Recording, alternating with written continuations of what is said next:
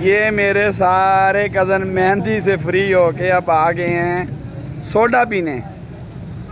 अरसलान भाई, सखावत भाई, बिलाल भाई मानसरा से, साजिद भाई रावलपिंडी से, मुदस्सर भाई लाहौर से, शहजाद भाई लाहौर से, और ये माशाल्लाह हमारे खुबैब भाई पीपा, इनकी थी शादी, इनकी मेहंदी सी, आज मेहंदी से वापस अभी फ्री होके आए हैं।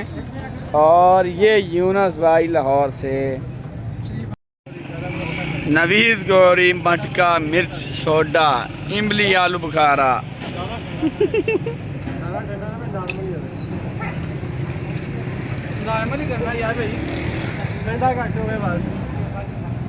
ये सोडे लग रहे हैं इनके लिए। ये सोडे तैयार हो रहे हैं जी हमारे लिए। साथ कौन सा फ्लेवर बना रहे हो? फालसे का बना रहे हो सबके लिए?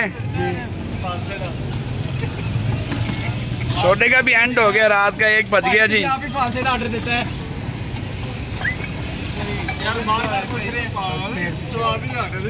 क्या भाई तो काम करन दे, पीना तो है नहीं।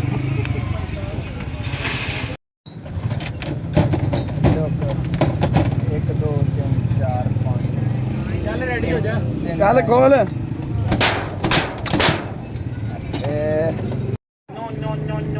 सोडा तैयार हो गया है, अब हम सारे कभी सोडा पियेंगे।